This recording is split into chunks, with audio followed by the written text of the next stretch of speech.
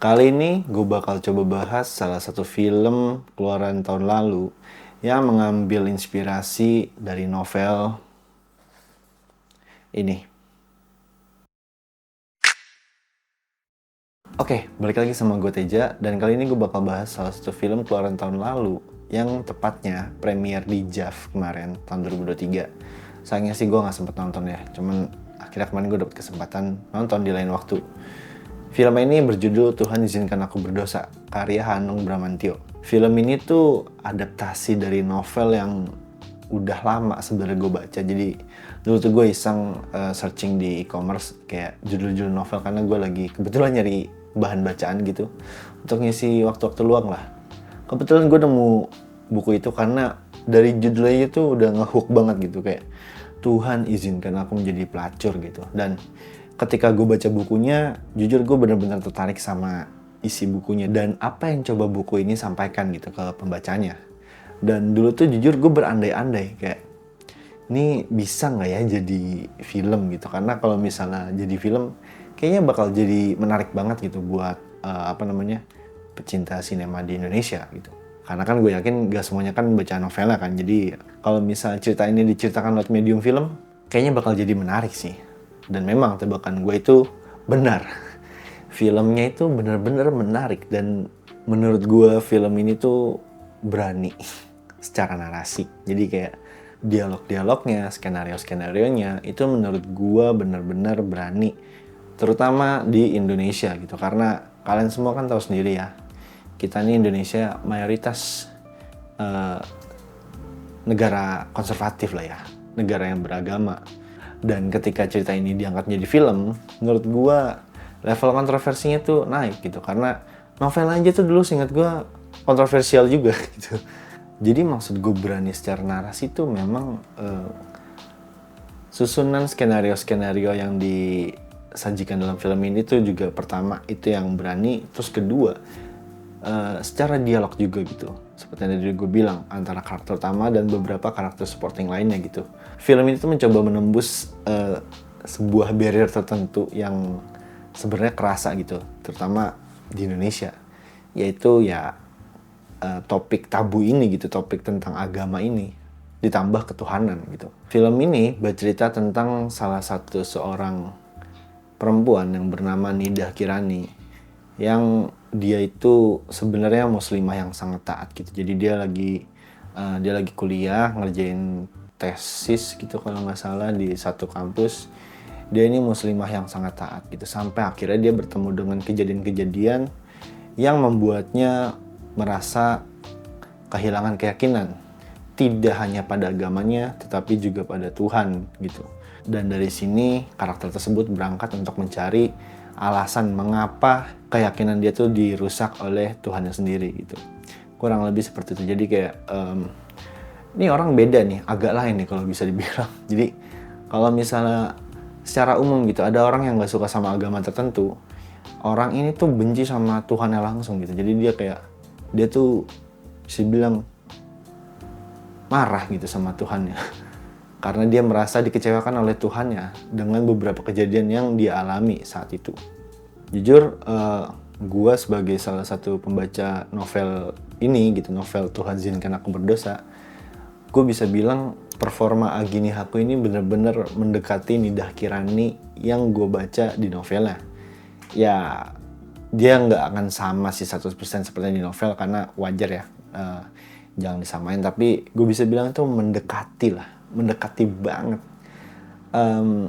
Entah kenapa vibes dia ya, ekspresi dia selama filmnya ini tuh benar-benar digambarin, oh ini loh Nida Kirani gitu, yang di novel ini kan ya cuma digambarin lewat kata-kata gitu, tidak secara visual tapi ya secara kata-kata gitu kan. Dan gue harus bilang Agini Haku sangat mendekati Nida Kirani yang ada di novel, dan gue salut sama performanya. Karena film ini merupakan inspirasi dari novel aslinya yang berjudul Tuhan Izinkan Aku Menjadi Pelacur, maka dalam film ini tuh gue menemukan banyak banget perbedaan dari novel aslinya. Tapi jujur yang gue gak sangka adalah substansi utama dari novel tersebut itu yang beda. Kalau gue bisa bilang filmnya ini tuh mengambil mengambil latar yang itu tuh kalau di novel tuh setelah endingnya gitu. Jadi kayak dia tuh manjangin ending dari novelnya gitu. Dan awalnya tuh gue agak kaget karena kok beda ya sama yang di novel. Tapi mengingat ini inspirasi jadi kayak oke lah. Tapi di sisi lain jujur gue agak seneng karena film ini tuh ngambil ending yang berbeda gitu. Ngambil pendekatan yang berbeda dari novelnya. Karena jujur kalau misalnya film ini plek-ketiplek ngambil ending yang ada di novelnya, agak kerasa kurang pas sih menurut gue kalau sama penonton Indonesia. Karena buat kalian yang udah baca novelnya pasti kalian ngerti lah gue ngomong gini kenapa gitu.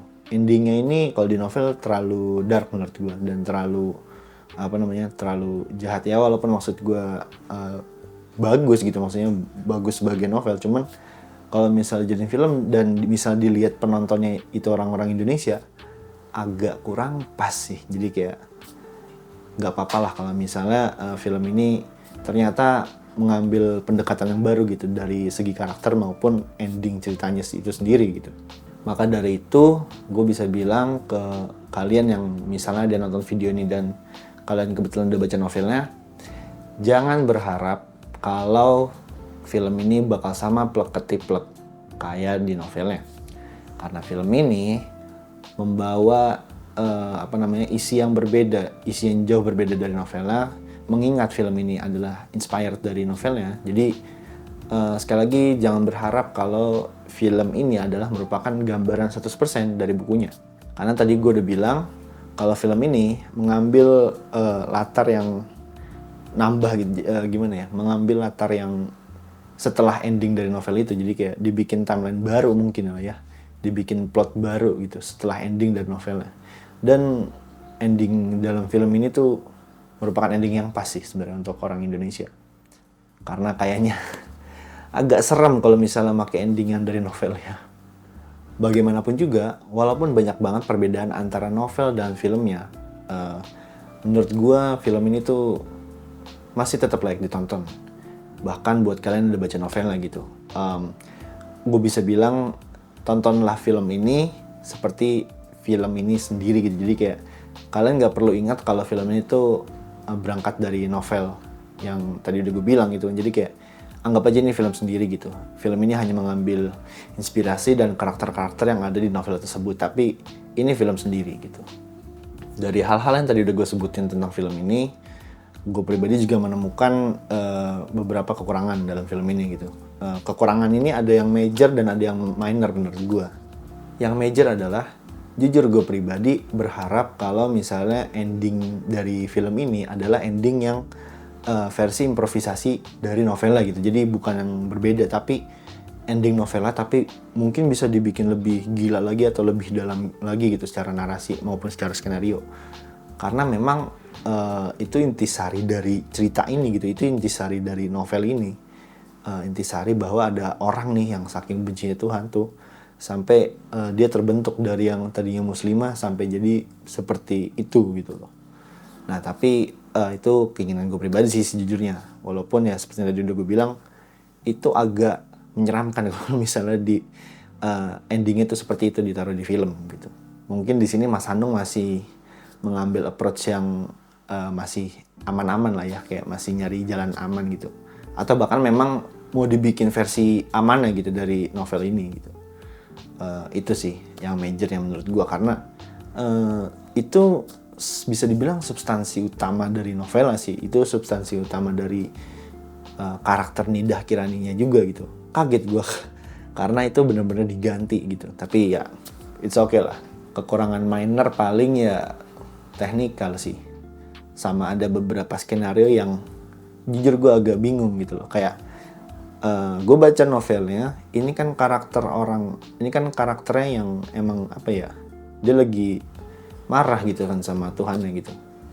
Tapi di film ini entah kenapa kenapa ditunjukin ada sedikit elemen action gitu loh. Jadi yang kayak jujur gue nggak expect kok ada elemen action di dalam film ini gitu. Padahal jujur gue nggak melihat itu di karakter Nidah Kirani ini gitu. Gue tidak melihat itu ada di novelnya. Makanya gue jadi kayak agak kaget. Kok tiba-tiba nih orang bisa berantem, bisa gitulah segala macem. Dan ada beberapa scene yang menggunakan CGI dan itu masih terlalu ketara sih. Tapi ya lagi-lagi untuk film Indonesia gue masih bisa memaklumi lah. Jujur gue masih belum mendapatkan tanggal rilisnya sampai video ini dibuat. Karena kemarin gue ngeliat sih terakhir info-info tentang film ini, Mas Hanung dan krunya itu masih mengadakan screening di tempat-tempat tertentu gitu. Jadi kayak kemarin tuh ada di Jakarta dan kemarin juga pindah ke Bandung. Jadi intinya screening film ini tuh masih terbatas gitu. Gue masih belum tahu kapan film ini masuk bioskop secara komersil dan secara menyeluruh. Tapi gue yakin pasti bakal masuk sih. Nggak mungkin sih kalau nggak masuk. Oke, mungkin itu aja review singkat dari gua untuk film Tuhan Izinkan Aku Berdosa. Jujur, kalau misalnya emang film ini masuk bioskop nanti, kemungkinan gue bakal nonton lagi gitu. Kemungkinan gue bakal melihat lagi dan coba bakal bikin konten membandingkan secara penuh antara novel dan filmnya. Karena ini bisa jadi bahasan yang menarik sih menurut gua. Jadi sabar aja deh buat kalian yang belum sempat nonton. Semoga filmnya cepat rilis ke bioskop. Sekian dari gua. Terima kasih buat kalian yang udah nonton dan sampai ketemu di video selanjutnya.